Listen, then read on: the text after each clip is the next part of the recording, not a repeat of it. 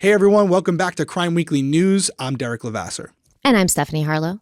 We got a sad story for you guys tonight. There's nothing to get into beforehand, right, Stephanie? We're good to go? Mm-hmm. All right, we're going to dive right into it then. In November of 2023, the Tucson Police Department responded to a home on East Limberlost Drive where they found an 11-year-old boy who an autopsy would later reveal had died from sepsis. I do not know this story. Stephanie, please fill us in.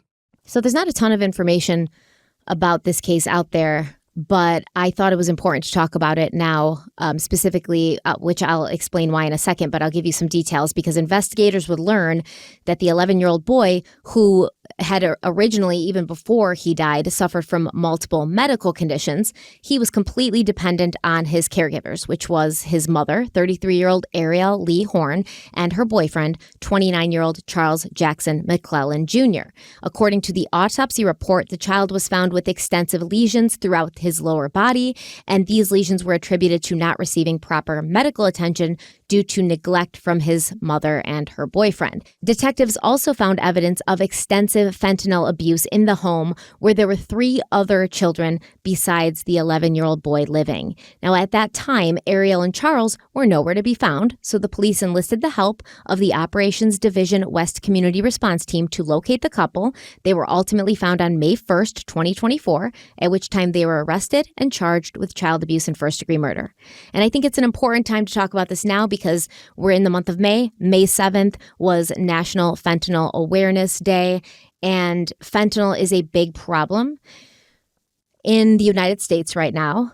And I wanted to talk about that a little bit to just raise awareness because what happened to this boy most likely would not have happened if his mother and her boyfriend were not under the influence of this very strong drug, because fentanyl is a potent synthetic opioid.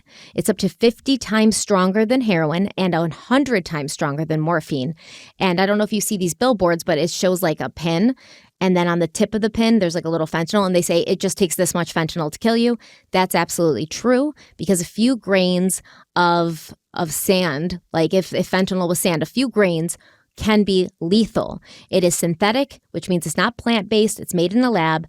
And, it's similar to oxycodone, morphine, and heroin, but it's just so much stronger. And the problem is that fentanyl is being laced into other drugs. So people are accidentally overdosing from fentanyl, but that does not appear to be the case here. Now, fentanyl can be used in a medical setting. We talked about that, the one case. What was her name? The young girl, Maya Kowalski? Maya Kowalski, that's right. Where she was receiving fentanyl treatments for her condition. But illegally made fentanyl is very different. It's not made in sanitary conditions. There's sloppy mixing. It's not dosed correctly. It's the random and variable dose. They hide it in other drug supplies. This increases the drug dealers' profits because they're using the fentanyl to cut these other drugs like cocaine, heroin, even marijuana. They have it in marijuana increases the now. high, obviously. And it causes an extreme addiction and dependency. And it's involved in the majority of United States drug deaths in recent years. There's just tons and tons of fentanyl overdoses happening. Some people are actively and knowingly taking the fentanyl, which it appears is the case with this couple. And some are just getting it accidentally in other drugs and they have no idea. Fentanyl's very cheap, very addictive. Drug dealers are dangerously mixing this illicitly manufactured fentanyl with and disguising it as other common drugs like Oxy, Percocet, Xanax to increase their profits. It's also been found in these party drugs like cocaine, ecstasy, MDMA. The production process is not regulated. It doesn't undergo any kind of quality control. Users have no way of knowing what they're getting in these street drugs, and this puts them at significant risk. And I almost wonder if this couple was maybe using the fentanyl they had to cut other drugs and selling them. But regardless, the reason I want people to understand that is I'm not judging anybody. If you do drugs here and there recreationally or whatever, you do you. They do have fentanyl testing kits that you can get. And if you are actively using drugs, you should have Narcan on hand in case, because you may be buying something and not knowing you're buying fentanyl, not knowing that there's fentanyl in there, and the amount of fentanyl that is in there could potentially kill you. And so having the fentanyl testing kits as well as a Narcan on hand can at least mitigate your risks of having a lethal experience with whatever drug it is that you're taking. Yeah, fentanyl is a bad drug, and it affects everyone. Real bad. You got kids in college, prominent universities who are dropping dead from this, and you have people in economically deprived areas that are being killed as well. It does not have a preference. It will kill everyone equally the same. And it's being used by all types of people. Like you said, you just laid that out perfectly. Fentanyl was a drug that was coming up in the game when I was in narcotics. It wasn't as prevalent as it is now, but it was something that was on the cusp and something that we were starting to become very concerned about, at least in my area, at the time when I was getting ready to move on to a position as a sergeant. But yeah, it's a scary drug. It's a scary drug, and I know I got myself in some hot water last time. I was under the impression it could be absorbed through the skin. Apparently, that's not the case. It feels like it would be able to be. I mean, your skin's your largest organ, and it absorbs everything. And listen, I'll tell you this right now. Even knowing that, there ain't no shot that I'd be playing with it without gloves. I'm not going to be that person that proves the theory wrong. So, but there's a lot of people who have an education as far as fentanyl is concerned because it does get this negative stigma associated with it because of everything that's been done. But there's a lot of people who use fentanyl for medicinal reasons. And we had a very strong reaction to it the last time we discussed fentanyl on this channel. So I will caution it. And you mentioned it, that it can be used. But there's two different types. There's the pharmaceutical fentanyl, right, which is regulated and carefully used in a sterile environment. There's a legally made fentanyl. So we're talking about two different things. Beasts here. Right. Yeah. And so, yeah, from the law enforcement perspective, it's one of the biggest problems we have in our country right now. That's why politicians are talking about it so much, because you do have a lot of it being produced here, but also a lot of it coming from over the borders. So I don't know where we go from here. I think also I don't want to skate over the fact we are discussing fentanyl because of what you had mentioned as far as it being that time of the year, and it's something that everyone's trying to raise awareness for. But I also want to get back to this 11-year-old boy, which I don't believe they mentioned him by name in this article, which is unfortunate because... Well, he's a minor. I know he's a minor, but I wish, we know the parents' names. We should be talking about him. But it's just a really sad story, and it's something where whether it's fentanyl or heroin or cocaine, there's so many instances where I've gone into a home that was, being investigated for child neglect. And I will say in a lot of those instances, it's because one or both of the parents have some type of dependency, whether it's alcohol and or drugs. And ultimately, the children become the biggest sufferers of that, the biggest victims, because their parents' actions are resulting in what they're experiencing. And this is what makes the story so sad, is because in many cases, the reason that we find out that there is potential child neglect is from the schools. So we'll get calls from a teacher or the principal will say, hey, listen, this kid has come to the school the last 4 days. They're falling asleep at their desk. They don't seem to be showering or bathing. I opened up their lunch the other day and there was like a half-eaten bag of chips and a rotten banana. And it breaks your heart. And this was well before I was a parent. And in COVID, where, so many child abuse cases and child deaths happened because the kids weren't going to school and those early signs weren't detected. That's right. And so it's one of those situations where there's a couple things I take from this case.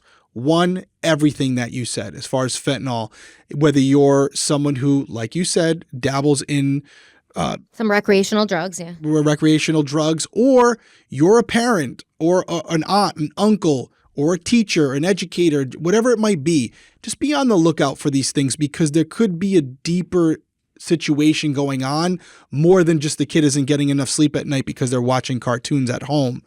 There could be something else going on here. It could be related to drugs, or it could just be a case of child neglect where the parents just don't care, which I've seen that as well. There's no dependencies. They just don't give a shit, honestly. So there's a lot of different things. And that's pretty much, either way, whether you're on drugs or not, you didn't give a shit, in my opinion. I don't care. Okay, I don't care what you're taking. I don't care what you're putting in your body. You made the active decision to put that in your body, knowing you had 4 children in that home. And one of those children was, as this, press release said, completely dependent on you because of his medical conditions. And I don't even think this kid was going to school because of his medical conditions. And I don't know if you know this, but it's not like he was beaten to death or anything, but sepsis is a terrible, slow and painful way to die, right? Especially when somebody already has an immune impaired system because he's got medical conditions. It's really bad. It starts as an infection or an injury to the body, something else that's going to provoke an immune response. It can be unpredictable. It can progress rapidly. And usually what happens is your organs shut down one by one. The heart first, starts to weaken. As soon as the heart starts to weaken, the patient's going to go into septic shock.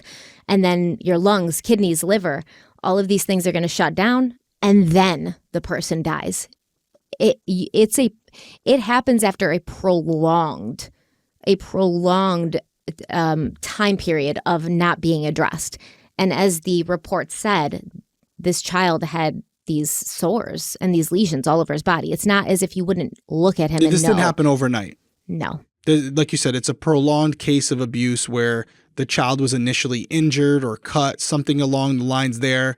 It was improperly. Well, he's got a medical condition, so it could have been maybe he has medications he has to take, right? Like insulin, say, and they're using dirty needles to give it to him. They're not bothering to change the needle, anything. It could have been an accident or it could have been something they did to him that introduced that bacteria. Who knows? But either way. If the child had received proper medical treatment or brought to a physician that could have done something, maybe we're not in this case. Maybe we're not talking about this story right now. So I think just overall, we can all, what do we take from it? We can't bring this boy back, but we can all be more cognizant of our surroundings because maybe there were moments, this case, the child appeared to be at home most of the time, but if there was any moments where there might have been people who interacted with this young boy and now in hindsight are wishing that they had come forward and said something sooner that could have prevented this. So I think overall, we all just have to be aware of what's out there as far as the fentanyl and other drugs, because that's not the only one that's killing people, and to be aware of, even though your situation might be good, that's not always the story or the case for other people. And just because they're a child and they're innocent and they have their whole life ahead of them, it doesn't mean that they're being treated properly at home. And we can't just go ahead and assume that. There are signs to look for. Some of them are more subtle. Some of them are more overt. In this case, it appears that they were more overt, but you have to, regardless of what position you're in, it could be at a restaurant. If you see something involving a child where it looks to you that they may be in a dangerous situation, err on the side of caution. Let somebody know about it. Worst case scenario, the parents of that child are pissed at you because you misread the room. Mm-hmm. They'll get over that. Yep. But what won't be something that you can get over is if you could have done something to prevent it and you didn't act. Yeah. So that's kind of the way you got to look at it, going in that. Can I ask you one quick question just to change up the topic? Just I want your opinion because I'm not necessarily a documentary watcher. Mm-hmm. Kevin Spacey doc is coming out. Will you be watching? I mean, if I have nothing else to do, I guess. But no, I know you're very busy. It wasn't on my to-watch list. But is it something that you're interested in? I know there's a lot surrounding that, is what he's been involved in. Is that something that you're going to be checking out? Is it something that you're interested in? I am interested, but I don't know if I don't know. Are you going to watch it? Of course not. But I don't watch those things. Of course not. I don't think. I mean, since I've been doing true crime for so long, I kind of don't watch a lot of these documentaries because I'm so immersed in it that when I'm not doing, active work on Crime Weekly or my YouTube channel, I sort of try to ingest lighter material and content. But so you're not like racking your brain the whole time? Yeah, I'm waiting for that Drake documentary. The Drake documentary with what? With who? Kendrick Lamar or? Yeah, you know what he's being accused of and all this. So I mean, listen, it could. We got some things going on. Got some stuff going on, man. It feels like they're falling one by one. If anybody wants to check it out, it's called Spacey Unmasked, and it's going to be appearing on Max. I think it's already out or it's coming out this coming week. So if you want to check that out, and you can weigh in the comments. What are you, his freaking public relations person over here? No, I just saw it. I know a lot of people are talking about it because there's been a lot of speculation about what he was involved in, what he wasn't involved in. Maybe we can do a Crime Weekly news on it so that I don't feel like I'm watching it for no reason. Maybe we can do that. Well, anything else from you? No, that's it. All right. This was a quick one tonight. I wish we knew the name of the boy, but we are thinking about him. We're also thinking about all the other children that are out there right now going through something, living in a difficult situation. And hopefully someone out there see something, hear something that can prevent this, so we're not talking about these stories on a consistent basis.